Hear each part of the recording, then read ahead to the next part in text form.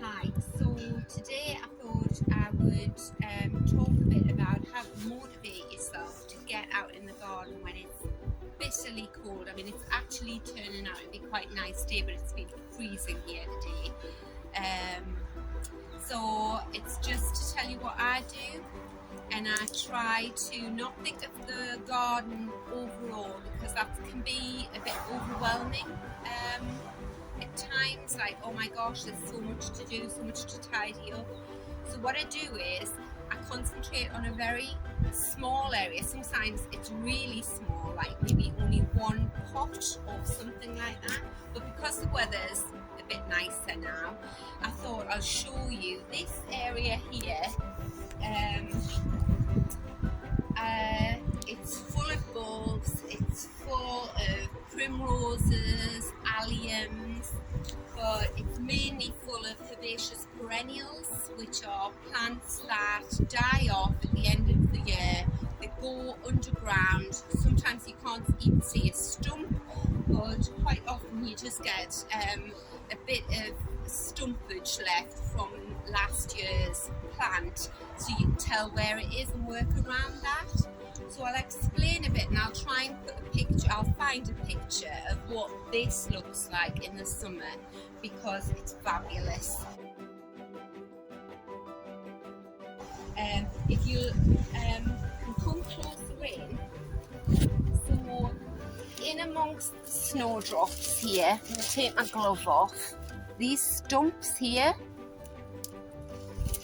and these stumps here, this patch here, these are two enormous peonies. I think it's Sarah Bernhardt, I think that's what it's called.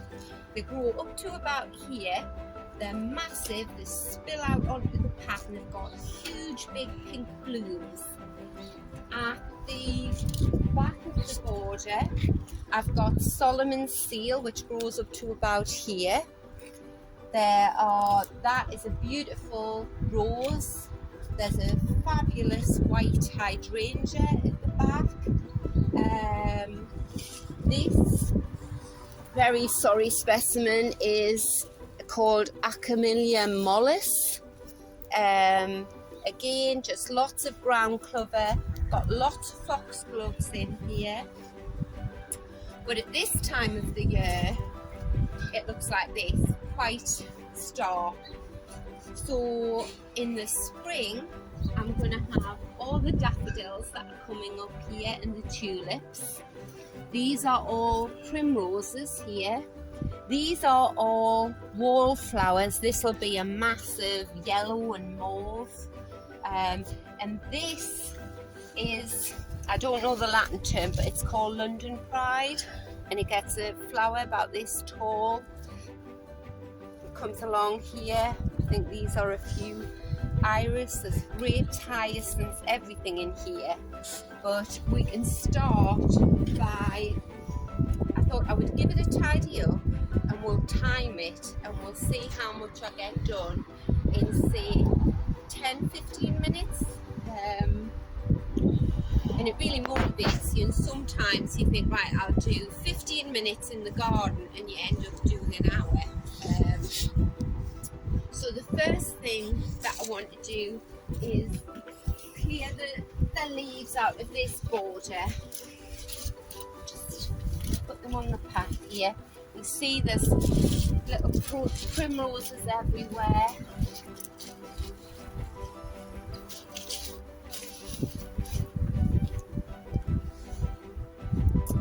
This is all dead. I mean, some of it just comes away in your hand. It's fine. This mound of green leaves here is a form of campanula, which grows about this tall with white flower, beautiful.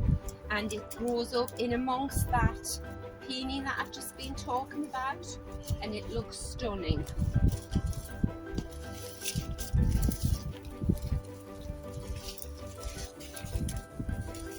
And I always, good tip is always work into your border. Don't dive into the border and tidy out from the back forwards because you'll trample anything that's hidden under leaves. Just move these pots out of the way. If you see here, if you have a look here, you can see that these daffodils are growing up through the leaves.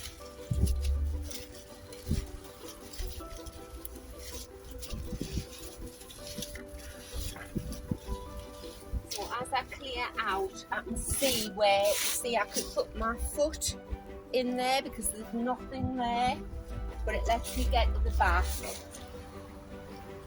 this is, get the name of this one at the moment. It goes really tall, about up to here, with a purple flower. And I could, if I wanted, I could put this right the way down. But this sort of sagey green coloured foliage is quite pretty, and we need all the sort of greenery we can get at this time of the year.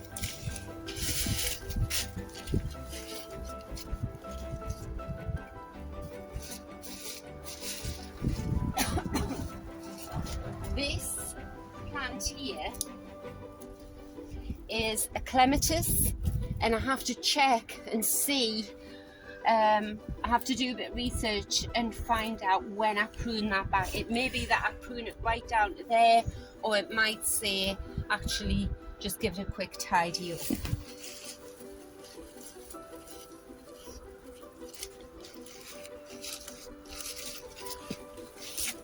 Should have had a before and after photograph here. It's the time where, you know, you don't have to be too precious, but you can sort of see couch grass in amongst this. I'm not the type of gardener that's too bothered about that. Some people would dig the whole thing out and wash the roots, but as I say, this border gets so lush in the summer that a bit of grass, you're not even going to notice it.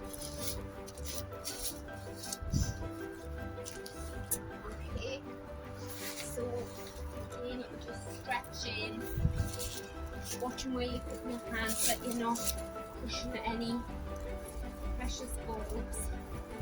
I think these are hyacinths coming up here.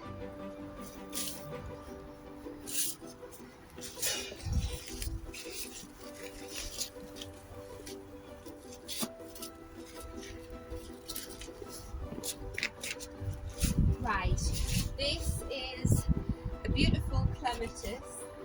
Didn't know where to put it, so I didn't want to dig a hole and put it here until I was sure.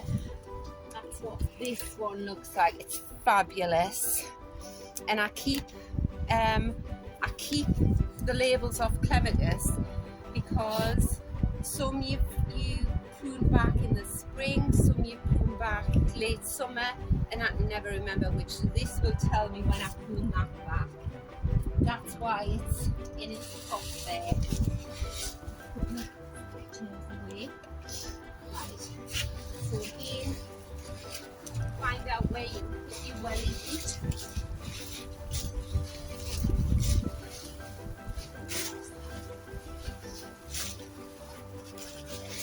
Right, I've got a patch of ground there with nothing in. So I can do this.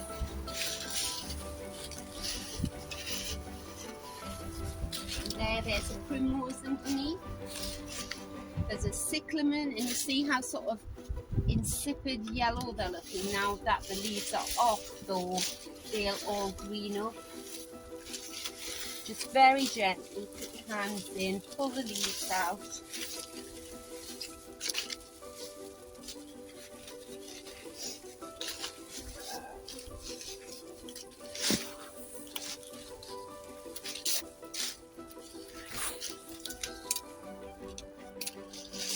Time when I start seeing what's going to time 15 minutes, and then I can start the clock. But you'll see how quickly we can get it.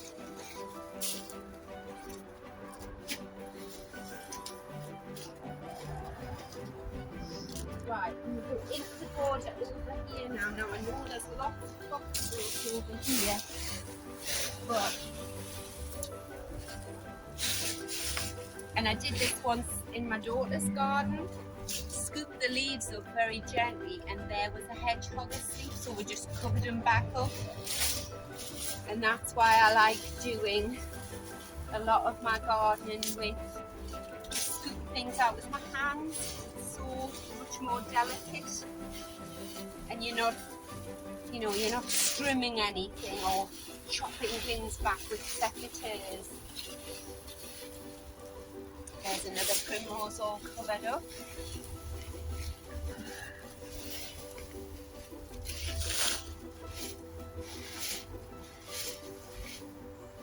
And I don't know whether you can see it back yet, there's loads of daffodils and tulips coming up. Anyway, you get the gist.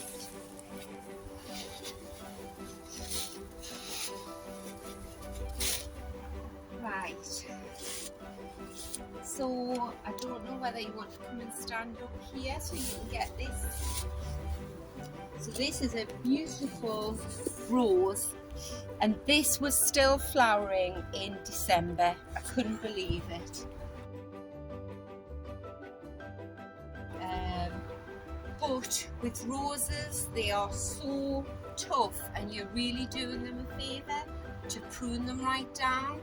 So I'm going to show you how I'm going to prune this one.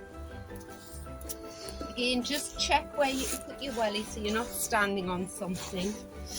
And I'm going to prune this down right the way to there. Cut all that off. And you don't have to, if you've got the time and you want to do the research and it says cut to an outward facing bud and open up the centre, and that's great.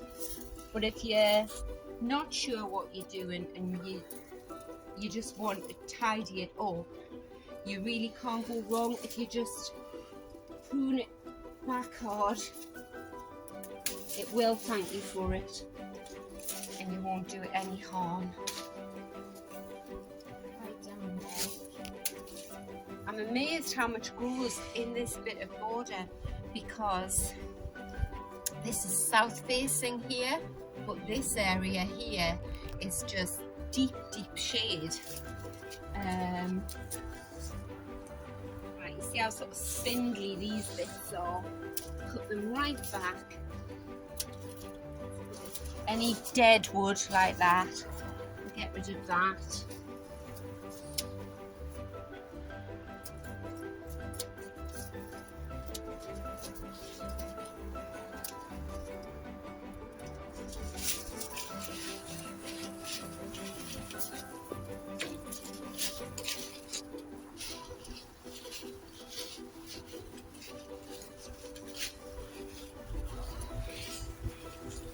What I do with all these wet dead leaves is I just put them in an old compost sack, put them all in. If they're dry, water them, poke some holes in and stick them somewhere in your garden where you can't see them. Leave them a year and they'll turn into a leaf mould, which is, I'll show you that in another YouTube clip. Because then you can mulch your borders with the leaf mould, and it's black and rich and crumbly, and it doesn't actually feed your plants, but it changes the texture of the soil, so the worms just pull it all down, and it makes your soil nice and loose and aerated. Now this is one plant that you don't want to be pruning at this time of year, and it's a hydrangea. So these are the flower heads off last year, and if you look at this one, these are the new flower head leaves that are going to grow and flower this year. So when these are a bit bigger, say March, what I'll do is I'll take my secateurs and you chop the dead head off just below, just above the new leaves that are coming out. See? But, and I've always done this and it's always worked, so I believe in it, you leave these heads on, because if you get a frost, and we get a lot of bad weather in February, if you get a really cold snap, the frost lands on the dead heads and it protects that new bud that's coming out. So although it's, I mean, I quite like this brown deadness, but even if you don't, it's worth leaving it on a hydrangea. Yeah, so I've worked my way into the back of the border. So this plant here is called a New Zealand satinflower. It's one of my favourite plants in the garden. The thing about this type of plant, and a lot of them from New Zealand are the same, they can't get rid of their dead foliage, so it's not like they can drop their leaves, or you know, they just can't get rid of it.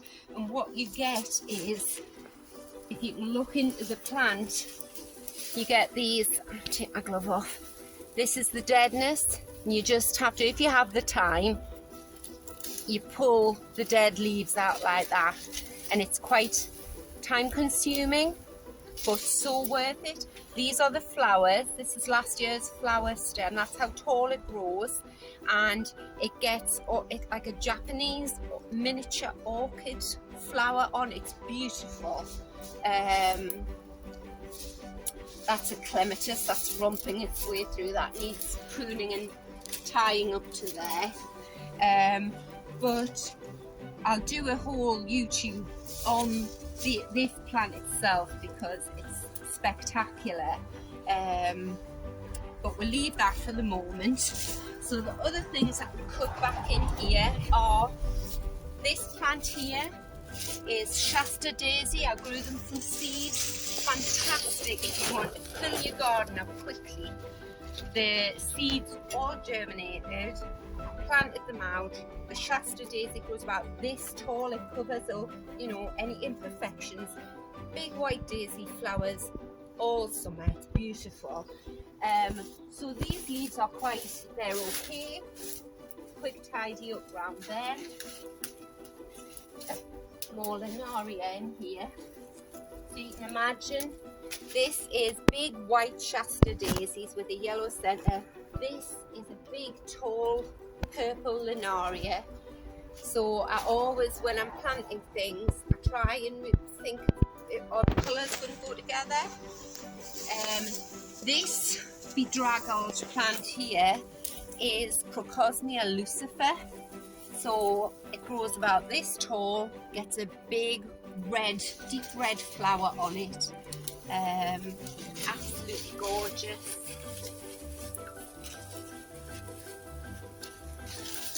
Again, these, although these leaves look nice and green, you see how floppy they are. This is the Linaria I was telling you about. So it will grow about this tall. Stands up to wind, very low maintenance, but there's no need to keep all this, so you can chop it back and you'll get a stronger plant because you've chopped it back. And this is all new growth at the bottom. Let's have a look, what else have we got? Oh, this plant here, this stump, is a foxglove. Again, you just buy a packet of foxglove seeds. They germinate really well, they're easy to look after, they're biannual. So you plant them one year and they'll grow all of their roots the first year, and you'll get a little plant. Trying to look for a small baby foxglove. There's one. Oh no, that's an old one. Anyway, they'll look sort of a bit like a primrose. They're just little, and they'll stay like that all year. And then in the second year, depending on the variety you've bought, I tend to like apricots, pinks and whites.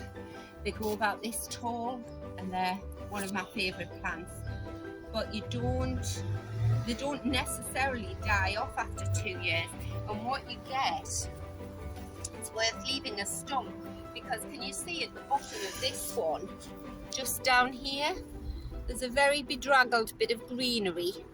Now that is probably a new foxglove that's going to come out from the original root system that's already developed. So you're not starting from scratch again. So if you can, if you've got a garden big enough, that's a weed. If you've got a garden big enough, leave the stumps. And look at all these gorgeous little snowdrops under here. Just gorgeous. Again, there's an old foxglove stump off last year, and that's a new one that will come up this year. And once you've planted your foxgloves, say 2 or 3 years on the trot, they self-seed, they're very prolific, and you don't have to keep growing new seeds every year, because they'll just self-seed around the garden. So if I come out of the garden now,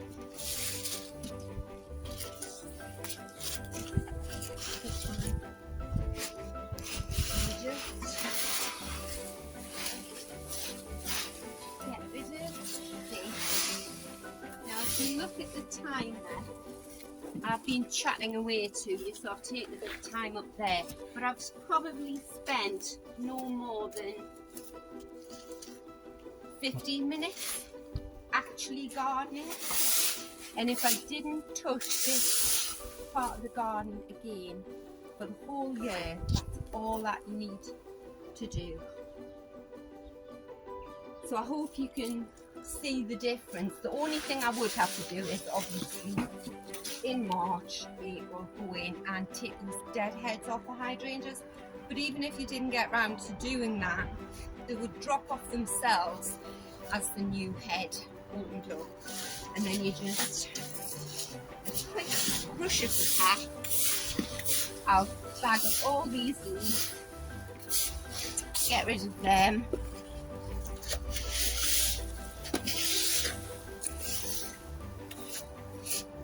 And that's it. So on a very overcast January day, you've gone out 15 minutes and you've prepared a whole bed for the whole year, and then you could just go and make a hot chocolate or coffee and sit down, but you'll feel better for having done something in the garden. I don't get out every day, you might only get out once a week, but little and often. And I just want to talk about this shrub.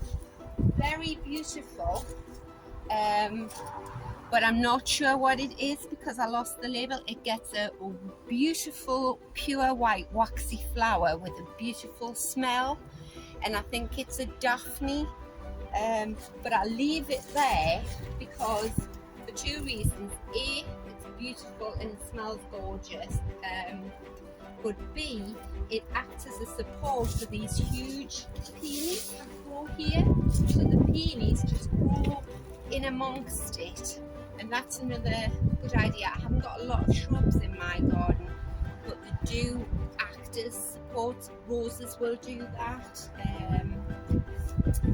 So yeah, I hope you've enjoyed the video. So bye.